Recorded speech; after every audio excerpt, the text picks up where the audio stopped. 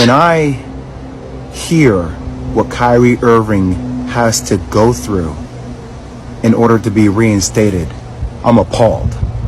I'm appalled. And let me give you examples of how I feel like we don't have the same energy and hold other people who have dealt with racial tropes accountable. So when Sarah Silverman does blackface, or when Don Imus says nappy-headed hose, or when Howard Stern calls somebody the N-word in the skit, or when Brett Favre takes money from the state of Mississippi, we don't ask them to get sensitivity training. We don't ask them to donate $500,000. We don't ask them to meet with the Black National Caucus. They apologize, and then you know what? The rest of the world moves on. But what I feel like is happening here, and that's how in the black community, like we've been told that's how the process works, right? Think about that, Bert. That's how the process works. Oh, somebody does a blackface. Oh, it was a misunderstanding. We got it. Okay. You know, is that person really racist? Probably not. Was it ignorant? Probably so. Okay. We understand it. We move forward. We don't like it. We would love to hold them accountable. But society and having a lot of black people in positions of power, we don't have the governability to do that.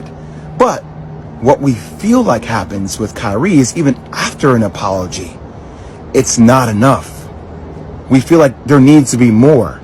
And a lot of people I've spoken to over the last couple of days talk about this thing. Older mentors of mine talk about buck breaking. So we talk about tropes.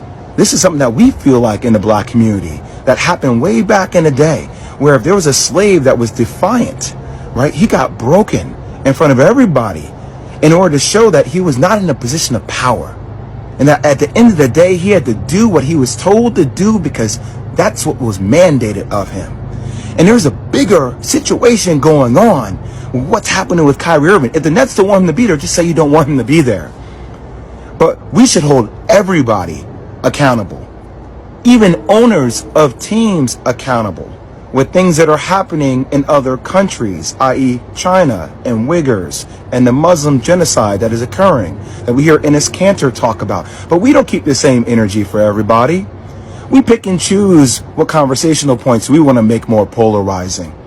And I might lose my job. I might lose deal opportunities in the future for speaking out about even the platforms that continue to promote and profit a movie that is considered anti-Semitic to billions of people.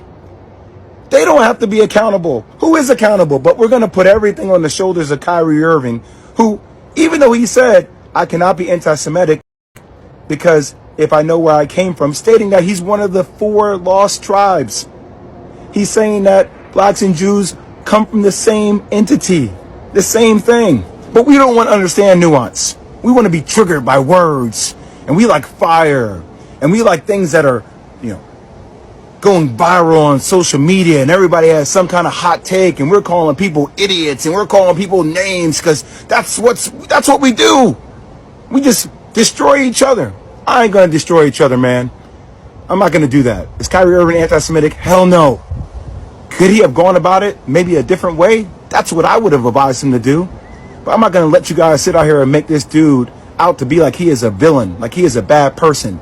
He is looking to explore his heritage. Now you can crucify me if you want. I don't give a damn anymore. It's time for people to start speaking out with nuance and speaking out on the principles they stand for. That's all I'll say.